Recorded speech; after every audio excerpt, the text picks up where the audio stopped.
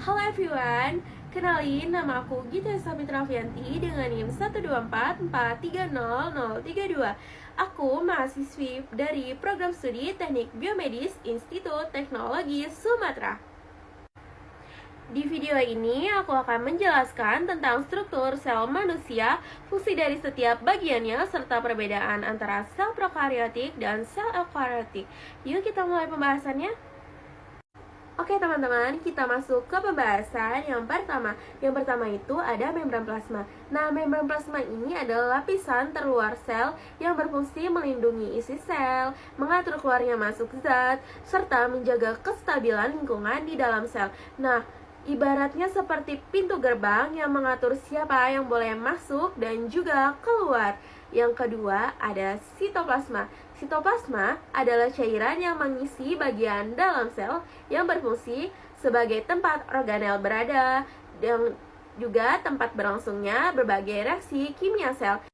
Nah, yang ketiga itu ada yang namanya nukleus. Nukleus ini adalah inti sel dan merupakan pusat kendali sel yang berfungsi sebagai penyimpan materi genetik seperti DNA dan juga mengatur aktivitas sel. Yang keempat, ada nukleolus. Nukleolus berada di dalam nukleus, fungsinya membantu ribosom. Yang kelima, ada ribosom. Ribosom adalah tempat sintesis protein, yang fungsinya membuat protein yang dibutuhkan tubuh. Dan yang keenam, itu ada retikulum endoplasma kasar. Disebut kasar karena terdapat ribosom di permukaannya. Fungsinya membantu sintesis dan transport protein. Lalu yang ketujuh ada retikulum endoplasma halus. Kenapa dia disebut halus? Karena permukaannya tidak memiliki ribosom. Nah, fungsinya itu untuk sintesis lemak, detoksifikasi zat berbahaya. Yang kedelapan ada namanya badan Golgi. Fungsinya memodifikasi, mengemas, serta mendistribusikan protein ke bagian sel lain. Yang kesembilan, mitokondria. Sering disebut sebagai pembangkit energi sel yang fungsinya menghasilkan energi dalam bentuk ATP.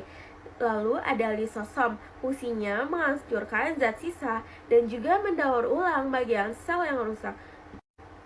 Yang ke-11 ada sentriol yang berfungsi sebagai peran dalam pembelahan sel. Lalu ada vakuola. Pada sel manusia itu ukurannya kecil, fungsinya menyimpan zat sementara. Yang ke-13 ada mikrotubulus, bagian dari sitoskeleton. Nah, fungsinya itu menjaga bentuk sel serta membantu pergerakan organel. Dan yang ke-14 itu ada yang namanya mikrofili, berupa tonjokan kecil di permukaan sel dan juga memperluas permukaan sel untuk penyerapan, misalnya di usus halus.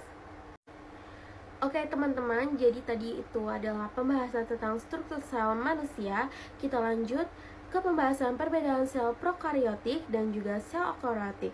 Nah, sel prokariotik itu ialah sel yang tidak memiliki inti sel, sedangkan sel eukariotik itu sel yang memiliki inti sel sejati. Jadi, sel prokariotik adalah sel yang tidak memiliki inti sejati dan tidak memiliki organel bermembran. Contohnya adalah bakteri. Sedangkan sel eukariotik memiliki inti sel yang jelas dan organel lengkap seperti mitokondria dan badan Golgi. Sel manusia termasuk sel eukariotik karena memiliki struktur yang lebih kompleks. Setiap bagian dalam sel memiliki fungsi yang saling berkaitan. Semua organel bekerja sama agar sel dapat hidup dan menjalankan fungsinya dengan baik. Tanpa kerjasama organel-organel ini, sel tidak akan mampu bertahan hidup. Oke teman-teman, cukup sekian video penjelasan dari aku. Semoga bermanfaat.